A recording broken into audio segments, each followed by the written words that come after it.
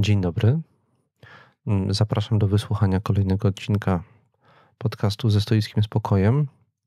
Dla tych, którzy może nie mieli okazji wysłuchać poprzedniego odcinka, chciałbym ich poinformować, że dzisiejszy odcinek jest kontynuacją mojej relacji z podróży do Aten, gdzie 5 października odbywał się Stoicon, czyli można powiedzieć taki światowy zlot stoików. Ja tam byłem, ze stoikami rozmawiałem. Niektóre takie rozmowy uwieczniłem i dzisiaj jest właśnie druga część, w której relacje z tych rozmów tutaj udostępniam słuchaczowi. Zapraszam bardzo serdecznie do wysłuchania.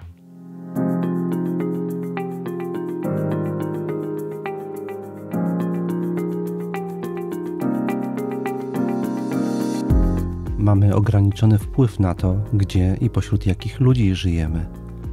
Nie my decydujemy, co nam się codziennie przydarza. Od nas jednak zależy, jak to przyjmujemy i jakimi stajemy się ludźmi. Nazywam się Tomasz Mazur, jestem współczesnym praktykującym stoikiem i zapraszam do wysłuchania mojego podcastu ze stoickim Spokojem.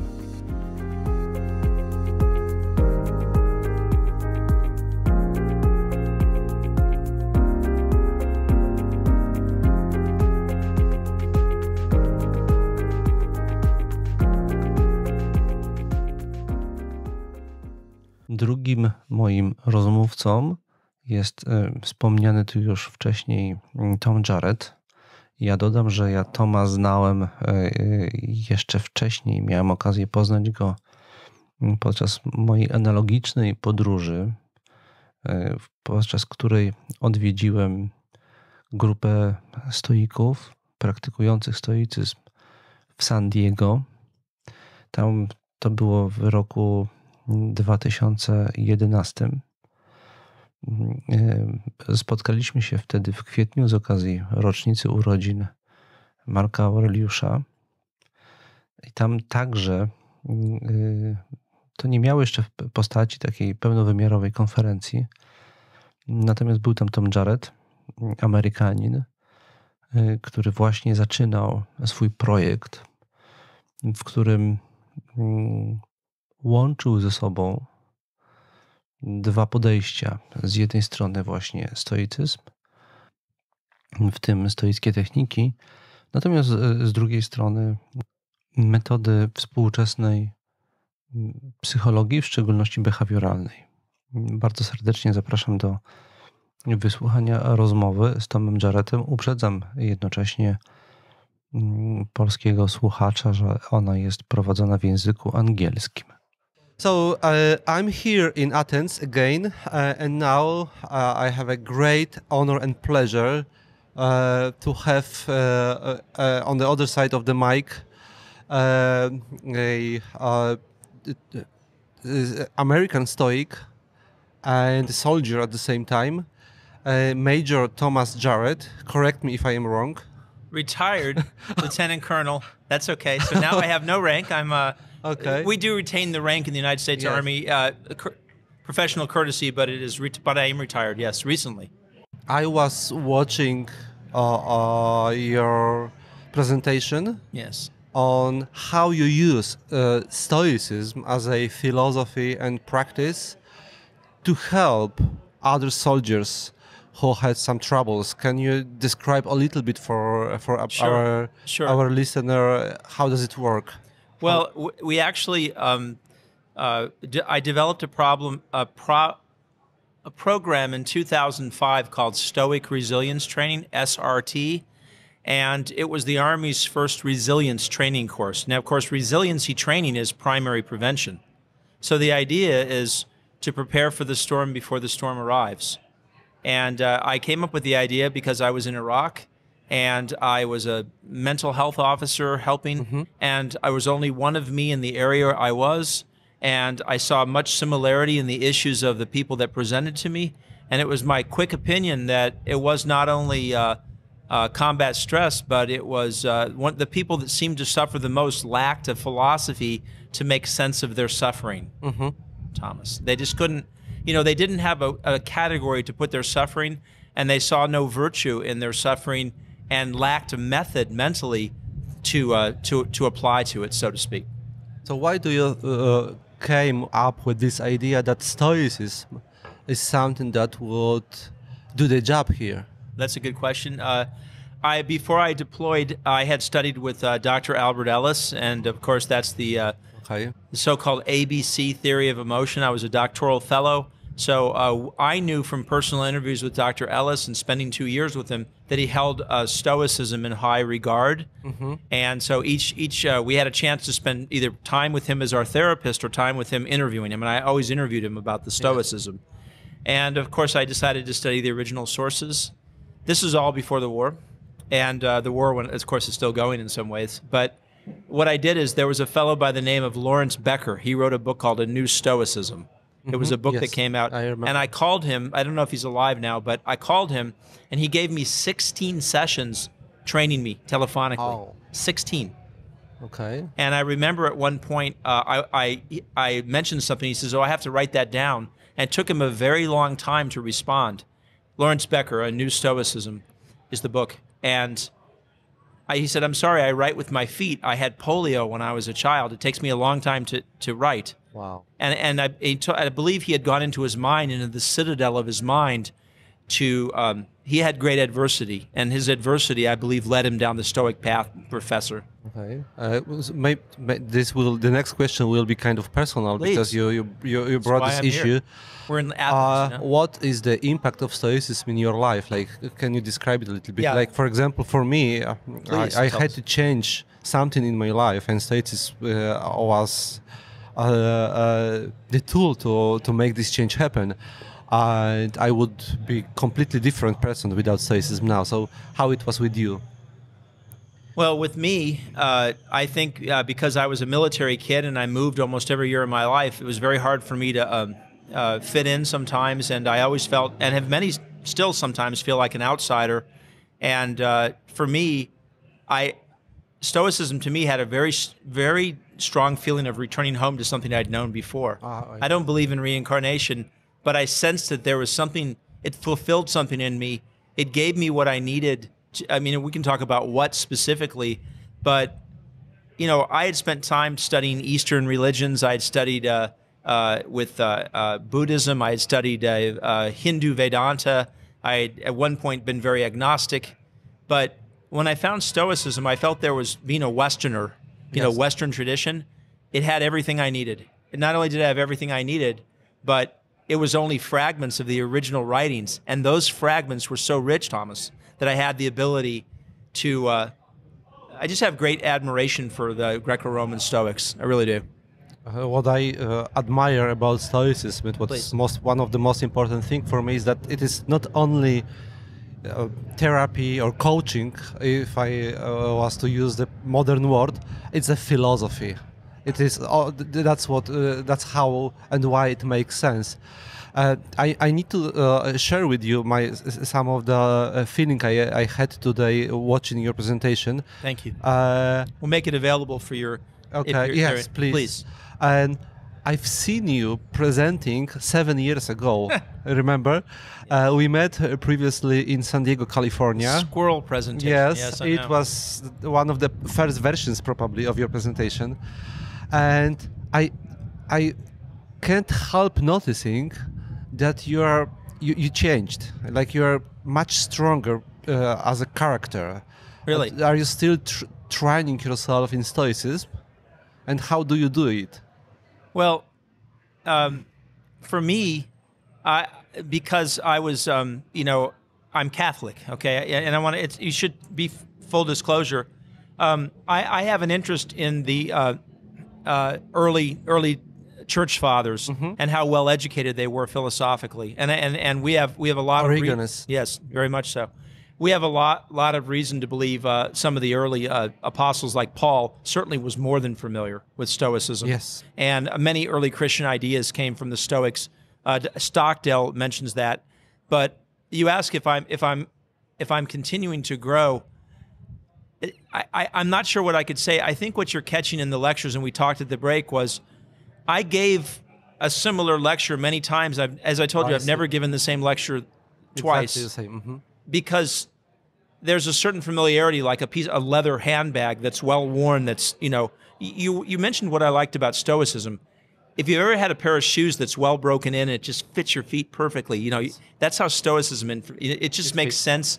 I know that it won't let me down. I know that it's very reliable to me. If I thought I was going to die tomorrow, I know how I would occupy my mind preparing for this. If I knew I was going to isolation, if I were being banished, I know better men than me have gone that way, and they've used their Stoic compass to find their way.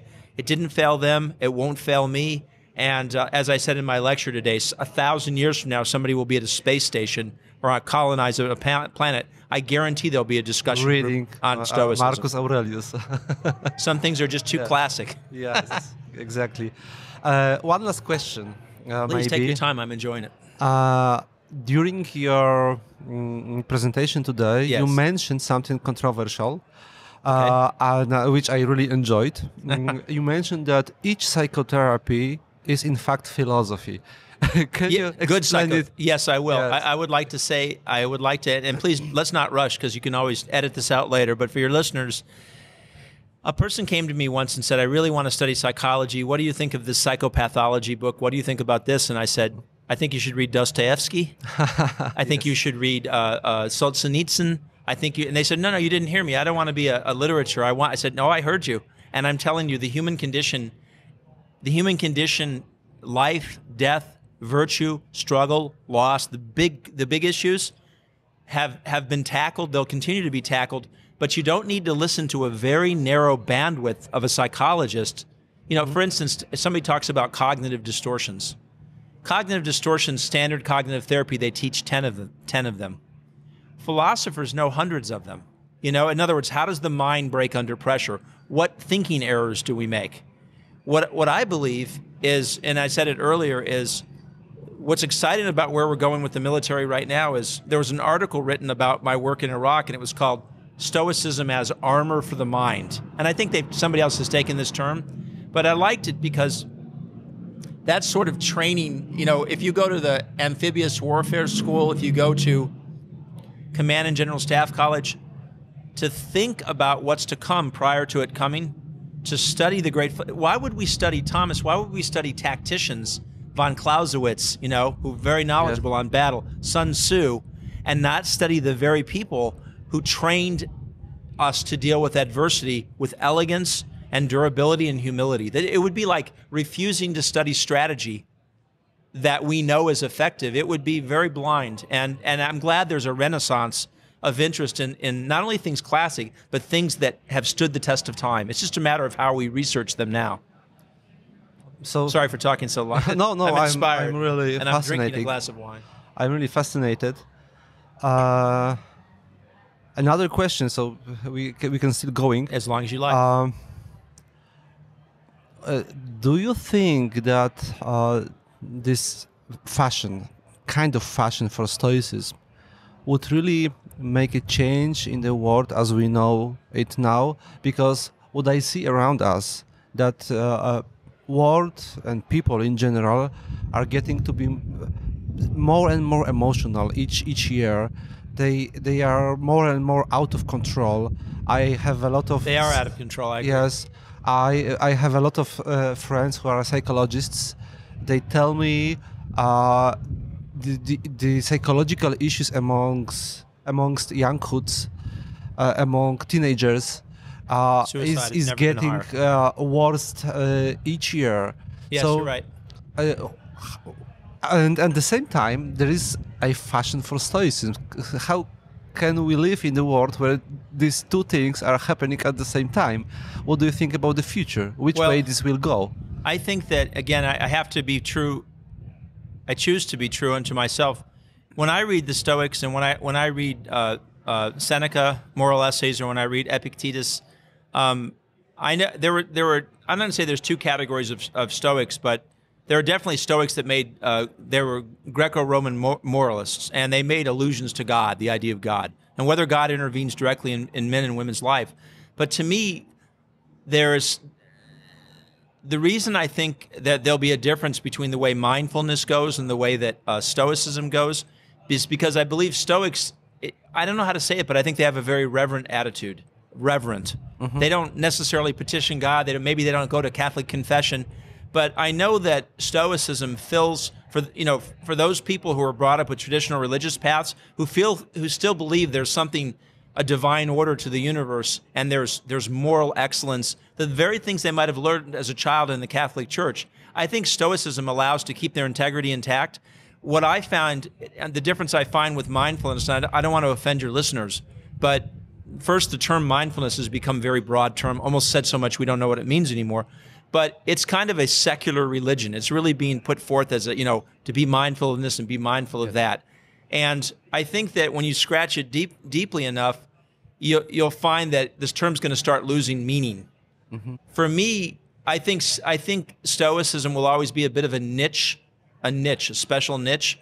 I think professional soldiers, I think it's always going to be oh gosh, I hate to say it because it sounds like it's not for the world, and it is. But I think it's a bit of like a fine scotch. It takes some time to understand it, to acquire a taste for it. But when you do, it doesn't gonna help the world as it is. It is helping the world, absolutely helping the world. But if you're asking me if I see it sweeping to where, like sushi. It requires taste. Well, look at sushi. Yes. You can get sushi in most parts of the world. Can you get Stoicism? Perhaps with the internet. But I think right now, if you had to look at which one's going to prevail, the mindfulness stuff will prevail more. But I think that for Westerners, because we're Westerners, and I don't say that with ego, but we're Westerners, I think the intellectual ascent, I think the ability to follow a bridge toward reason, to use reason well, really leads us to why Stoicism is precious. Okay, Thomas, it was really great talking to you. I'm really thankful. I'm thankful thank too. you. And I've got Donald Robertson off to my left here, so I'm inspired and thankful as well. Okay, thank you very much. Okay, blessings. Thank you. Thank you. That was great.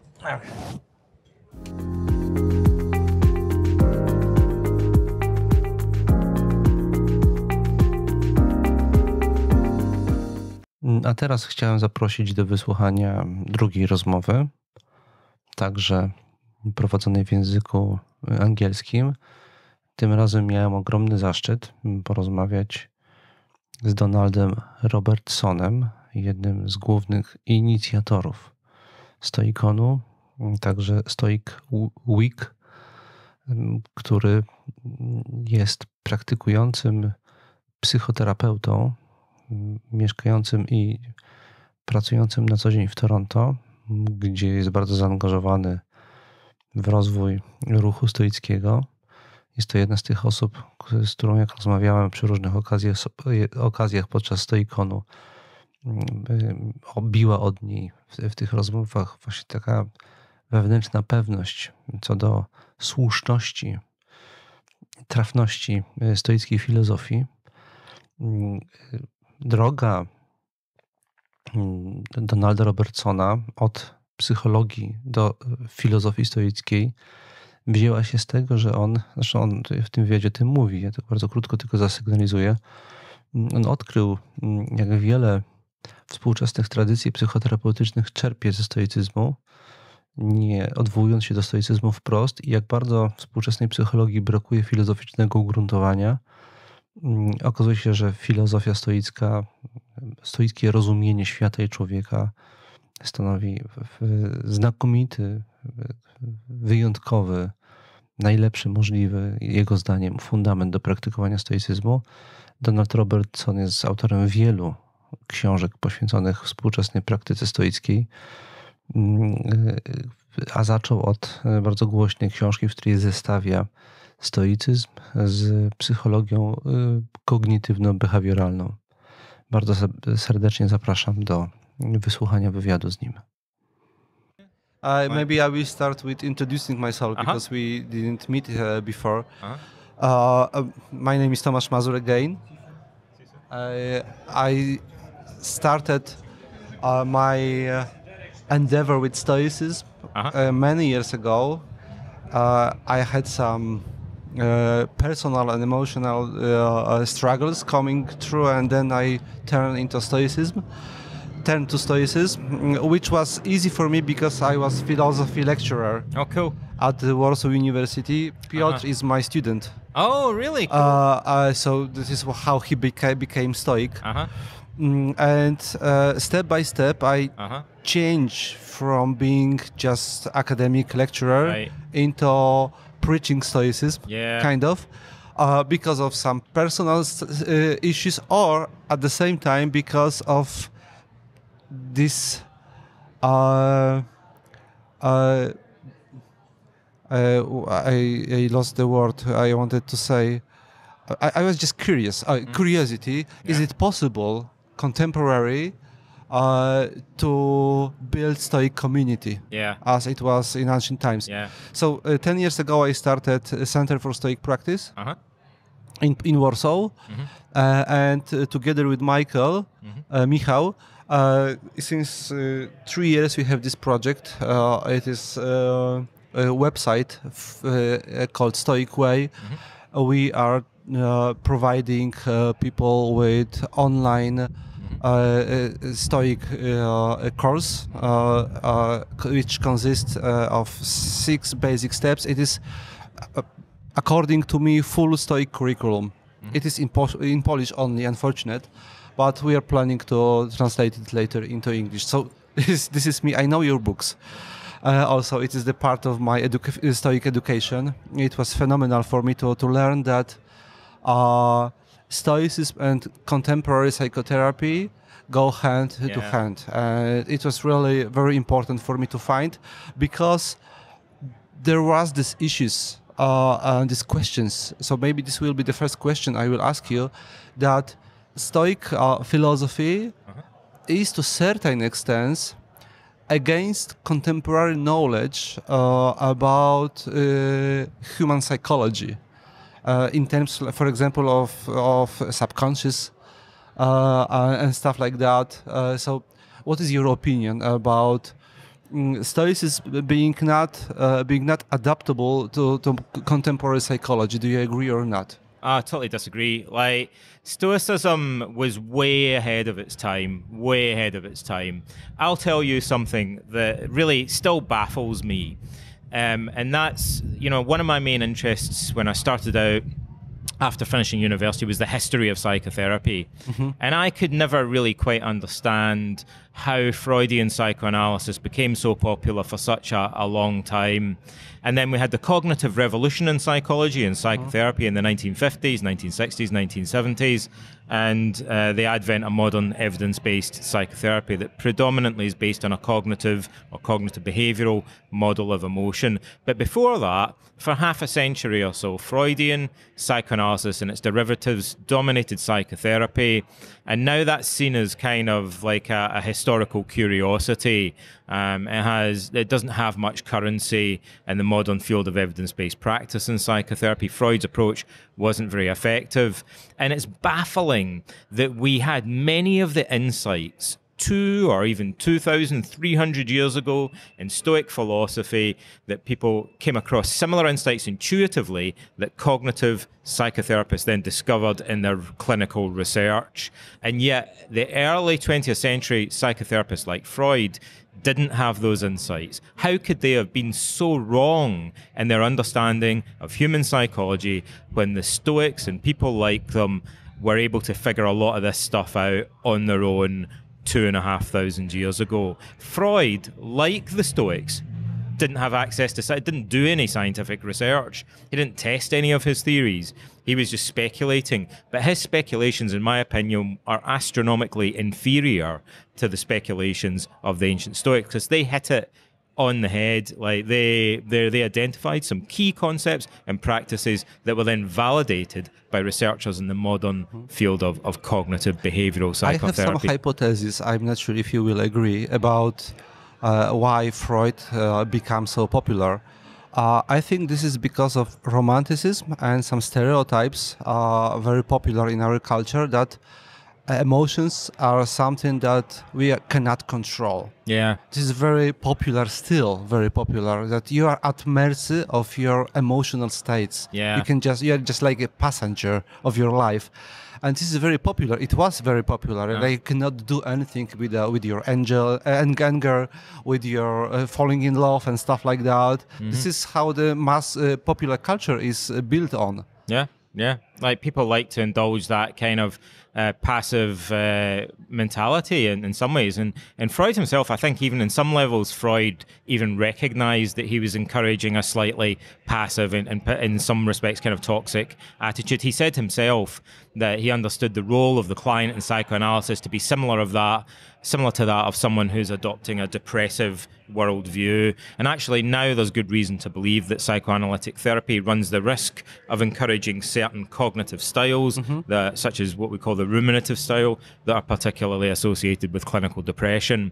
And so Freud, I think, even kind of intuited that what he was doing could potentially be risky and unhealthy in some cases. I have to say, just as an aside, one of the other reasons I believe that Freud became so popular, and this is a slight digression, but it's the truth, is that he talked about sex a lot, and the historical fact is that that was sensational, and many people were drawn to his writings because he talked about sexual perversions. So he kind of hitched his psychological writings to the kind of bandwagon of sensational topics in the discussion of sexuality, which was unusual at the time, and that drew a lot of attention. He got a lot of publicity because of that. And other people that were doing psychotherapy at the same time were forgotten. There was a guy called Paul Dubois, who was a famous Swiss neurologist and psychotherapist, and he was a rival of Freud's at the time. And Dubois was into the Stoics, and he was particularly a fan of Seneca. He developed a form of psychotherapy called rational persuasion psychotherapy, and he used to prescribe reading Seneca's letters to his patients. So a kind of precursor. This is in the 1910, 1920, way ahead of modern cognitive behavioral psychotherapy. There was already a whole wave of Stoicism inflected psychotherapy, but it was forgotten about. Freud's approach became much more popular and widespread in the middle of the 20th century. But then this is changing now. Yeah, this is very slowly much changing. It varies between different countries, but especially in the UK, Freudian psychoanalysis is a historical curiosity. It's like alchemy or something. But for example, in France, it's still very popular. It's still popular in France and in Latin America, yes. In some parts of the world, but that is rapidly changing because there is negligible evidence supporting the effectiveness of psychoanalytic therapy, and particularly the type of therapy that Freud and Jung and these guys did in the first half of the 20th century. Even the forms of psychoanalytic therapy that are still kind of have some currency today are very different from what those guys did. They were doing long-term therapy with their clients very intensively, and that's fairly unusual nowadays. Like, therapy tends to be more time limited and more solution focused when it's effective. Sometimes during my lectures I am explaining students and listeners that the word passion and passive, they have the same root. That's right. And they are always really surprised, like they do not understand how and why. And then I am explaining it in a Stoic way. And speaking about it, I have a question, because in one of your books I read, and I really love this sentence of you, that according to you, Stoicism is a philosophy of love. Yeah. While at the same time, in many academic handbooks, it is described as a philosophy of reason. Yeah. And there is a huge stereotype that doesn't really help promote Stoicism, that you cannot combine this being in love and being a rational philosopher, but you perceive it in a completely different way. Yeah, I believe that Stoicism is a philosophy of love. The thing that first tuned me into that really was also that I was interested in Spinoza, an Enlightenment era philosopher, And Spinoza very much articulates his philosophy in terms of this idea of an intellectual love of God, he calls it. So it's a philosophical, kind of philanthropic, spiritual experience of love that Spinoza is talking about. And Spinoza was heavily influenced by the Stoics, although I don't think he cared to admit that. Yes, he was I'm not sure he was aware of that. I think he knew, but I suspect that he didn't want to say it because he was already persecuted for atheism or agnosticism, and I think if he'd talked more about the Stoics, he would have been persecuted even more. I went to his house recently. Like a week ago, I went to his house in the Netherlands, and they have a list of the books in his library, and he had the works of Cicero and Seneca and Epictetus. That explains a lot. That he's particularly interested in. Those wouldn't have been unusual books for a scholar to read, but those were some of the main works in philosophy that he was interested in. And Leibniz, who was his contemporary, called Spinoza one of the pioneers of the sect of the New Stoics. He called him. So other people also perceived Spinoza as very influenced by the Stoics. And the Stoics themselves, I think this is obvious if you read Marcus Aurelius, that he talks about love and affection for the rest of mankind in virtually every page of the Meditations. There's this emphasis on social virtue, the brotherhood of man throughout. And in fact, he also talks about the converse. He warns himself repeatedly that to be alienated from another human being is to be alienated from the whole of nature. Even from your enemies, we mustn't be alienated. As Pierre Hadot points out, that sounds like a precursor of or a parallel of the Christian idea of loving even your enemies, turning the other cheek and so on. And we know that the early Stoics talked about love. We're told by one author that Zeno's Republic, the patron god of Zeno's Republic was Eros, the god of love. And so I believe that the Stoics... he was also advocating the free love. This is right.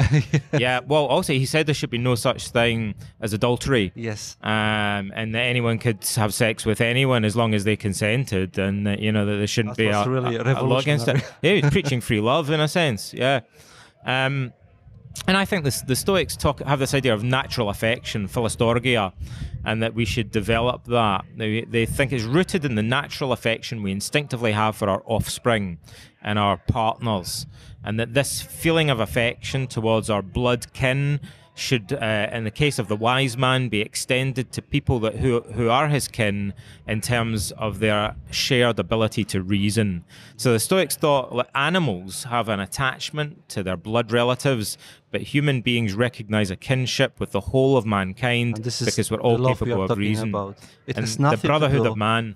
We need to be precise. It has nothing to do with butterflies in your stomach. Yes, it's not butterflies in your stomach. It's not really romantic love and things like that. Although there may be some kind of connection, it's more like the love of a saint or the love of a wise man for other human beings. It's really intense at the same time. Yeah, and also, it's funny sometimes when people say, "What is there any kind of role for love?" And maybe one good place to start, a different place to start this discussion, would be to say, "Hang on a minute, we're talking about philosophy, right? The very word philosophy itself means love of wisdom."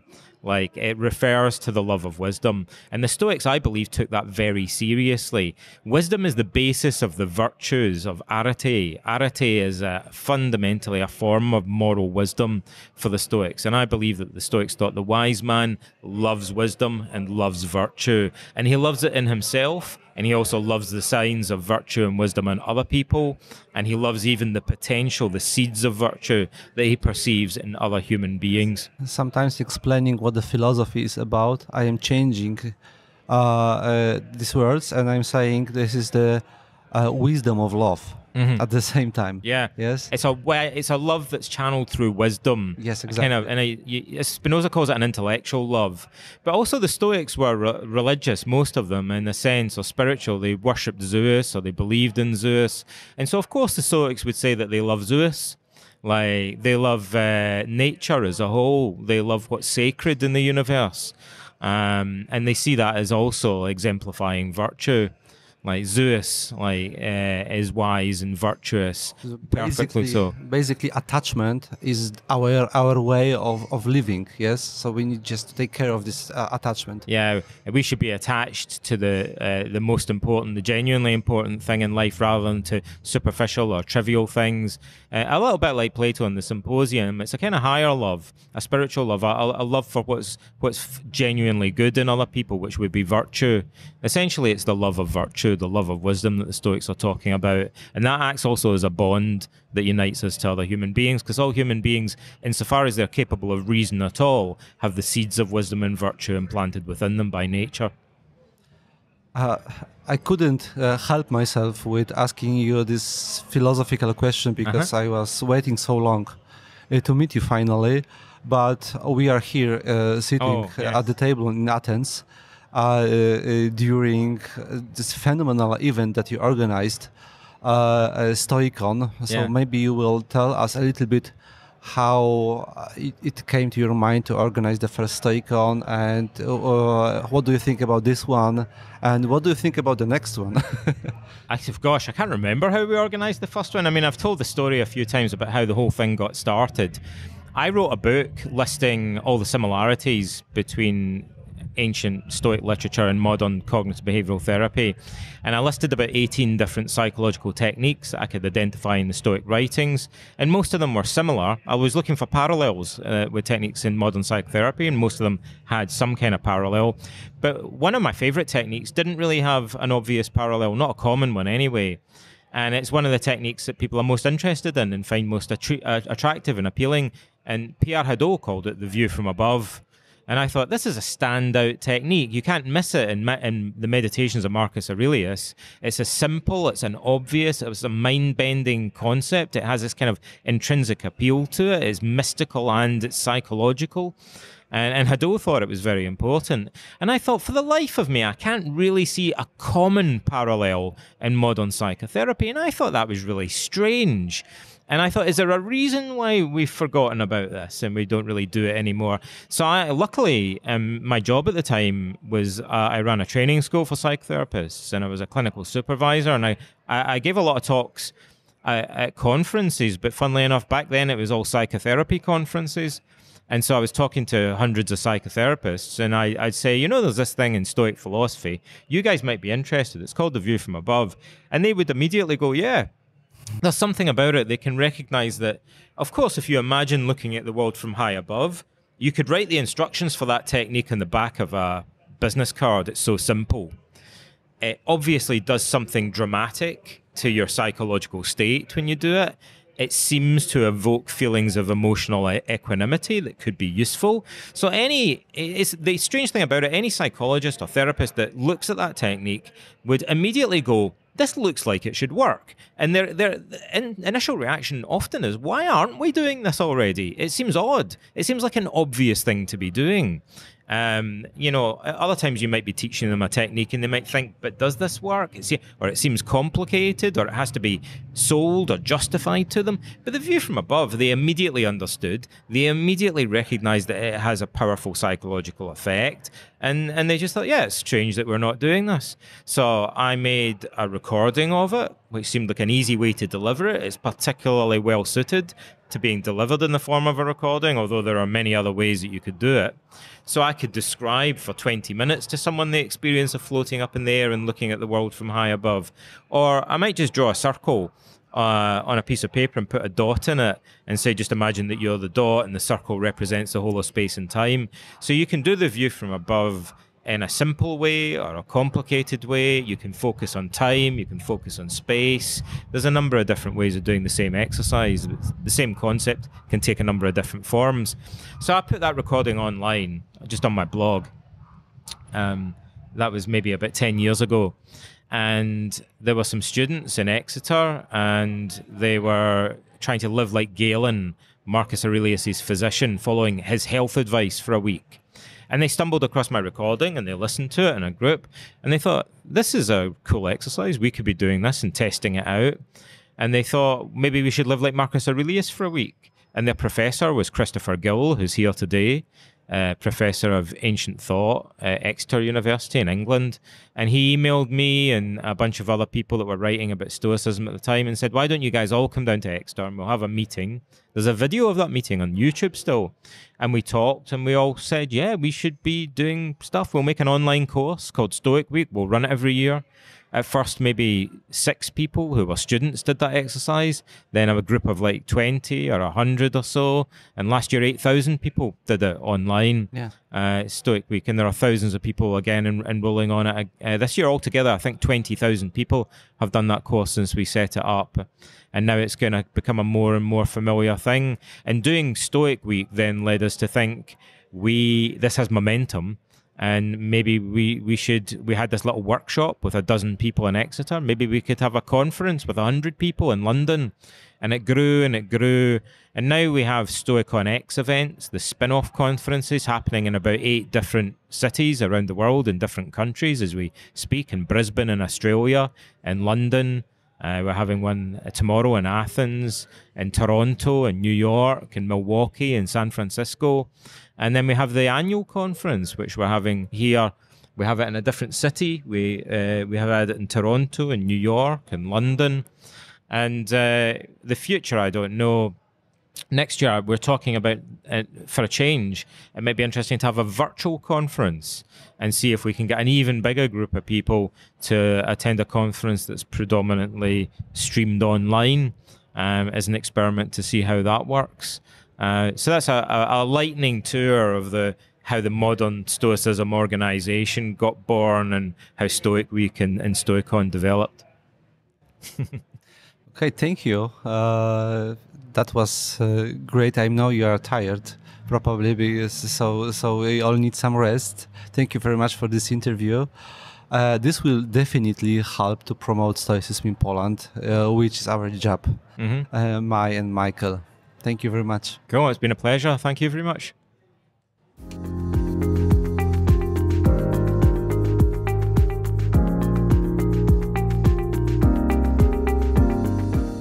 W tym miejscu kończy się moja relacja z podróży do Aten, gdzie razem z Michałem Wiśniewskim uczestniczyliśmy w Stoiconie i gdzie mieliśmy możliwość zarejestrować udostępnione tutaj rozmowy ze współczesnymi praktykującymi stoikami. Ja na koniec może powiem, że mam nadzieję, iż ten ruch stoicki, który możemy obserwować, że rozwija się bardzo dynamicznie na całym świecie, w najbliższych latach równie dynamicznie będzie rozwijał się w Polsce. Uważam, że jest to jak najbardziej pożądane dla naszego życia nie tylko duchowego, ale także politycznego. Twierdzę, że stoicyzm, praktykowanie stoicyzmu przekłada się na wzrost poziomu refleksyjności i kultury dyskusji, co na pewno może wyłącznie nas wesprzeć w budowaniu kultury politycznej w Polsce współczesnej. Życzyłbym sobie więc, żeby ten stoicyzm także w Polsce dynamicznie się rozwijał. Może pewną okazją do tego byłoby, gdyby jeden z kolejnych stoikonów w wersji bardziej lub mniej rozbudowanej odbył się także w Polsce, na przykład w Warszawie, i na pewno będziemy do tego jako Stoic Way zmierzać. Trzymajcie więc za nas kciuki. Do zobaczenia i do usłyszenia w następnym odcinku podcastu.